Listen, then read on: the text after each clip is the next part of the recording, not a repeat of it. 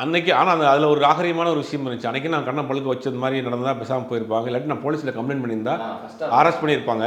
ஆனால் வந்து நம்மளும் அதே இண்டஸ்ட்ரியில் இருக்கிறோம், அது தேவையில்லைங்கிறக்காக பண்ணுறாங்க. இந்த ஆடியோ லான்ச்சு இப்போ சமீப காலமாக வந்தது வந்து கண்டென்ட் கொடுக்கக்கூடிய இடமா மாறிப்போச்சு. ஆடியோ லான்ச்சுக்குன்னு போகிறதுக்குனே சில பேர் இருக்காங்க, அவங்களுக்கு பெய்டு பண்ணி தான் கூட்டு போகிறாங்க. கண்டென்ட் கொடுக்கறதுக்கு கூட்டு போகிறாங்க. கூல் சுரேஷை கல்யாணத்துக்குலாம் கூட்டு போக ஆரம்பிச்சிட்டாங்க. கல்யாணத்தில் போய் ஏதாவது கண்டென்ட் கொடுங்க அப்படின்னு. சமீபத்தில் கூட ஏதோ ஒரு ஈவெண்ட் பார்த்தேன், சத்யராஜ் மாதிரி கமலஹாசன் மாதிரியான ஆட்களை கல்யாண வீட்டில் கொண்டு போய் நிப்பாட்டி வச்சுருக்காங்க. அவங்க வந்து எல்லாத்தையும் வரவேற்கிறாங்க. அது மாதிரி இப்போ என்ன ஆகி போச்சுன்னா, கூல் சுரேஷை கண்டென்ட் கொடுக்கறதுக்காக கூட்டு போய் ஆடியோ லான்ச்சில் வச்சு அது ஒரு பரபரப்பாகும், செய்தியாகும், நம்ம இந்த படத்துக்கு ப்ரொமோஷன் ஆகும்னு பார்க்குறாங்க. இது வந்து தப்பான ஒரு ப்ரொமோஷன்.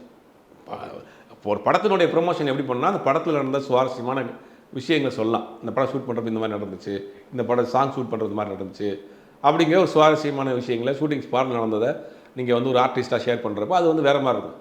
இப்போ கண்டென்ட் கொடுக்கறதுக்காகவே இதை ஒரு பிளான் பண்ணி பண்ணுறது வந்து வேறு ஒரு அவங்களும் வந்து யூடியூப்க்கு லெவலுக்கு இறங்கிட்டாங்களோங்கிறது தான் தோணுது.